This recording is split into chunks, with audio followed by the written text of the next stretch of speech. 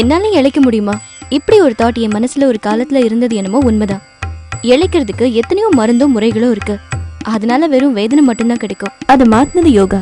கட்டுப்பாட்டோடையும் இன்வால்வ்மெண்டோடையும் நீங்க செய்யற யோகாசனங்கள் பணத்தை எவ்வளவோ கொட்டி கொடுத்தாலும் நீங்க பார்க்க முடியாத பலன்களை உங்களுக்கு ரொம்ப ஈஸியா கொடுக்குது. அதான் யோகாவோட சக்தி.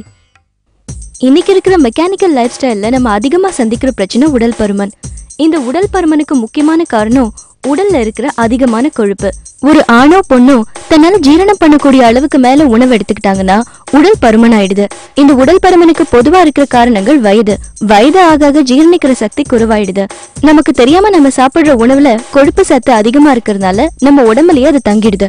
இன்னும் இதுவும் உடல் பருமனுக்கு ஒரு காரணமா இருக்கு.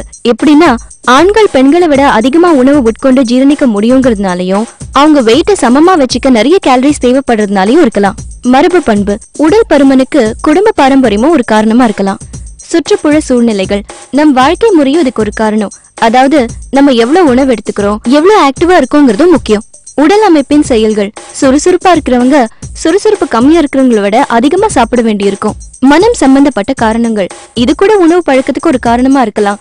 சிலர் சோகத்தையும் கோபத்தையும் தனிமையை விரட்டுறதுக்கும் கூட நிறைய சாப்பிடுவாங்க. நோய் சில வகையான நோய்கள் கூட உடல் பருமனை உண்டாக்கும். மருந்துகள் சில வகையான மருந்துகள் அதாவது ஸ்டெராய்ட்ஸ் கூட உடல் பருமனை அதிகமாக்கும். உடல் பருமனால ஏற்படுற உணர்ச்சி பூர்வமான விஷயங்கள் கூட மனதை பாதிக்கலாம். மாடர்ன் சொசைட்டி அழகுக்கு முக்கியத்துவம் கொடுக்குது.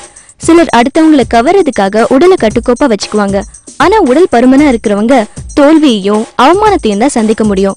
நாம ஆசைப்படுறத சாப்பிட்டுக்கிட்டு சில வகையான எக்ஸசைஸ் பண்ணா நம்ம நினைச்சபடி சந்தோஷமா இருக்க முடியும். அப்படி நாம அழகா இருக்கிறதுக்கு ஃபிட்டா இருக்கணுங்கிறது ரொம்ப அவசியம். இதுக்கு யோகாசன பயிற்சி உதவியா இருக்குங்கிறது நடைமுறை உண்மை.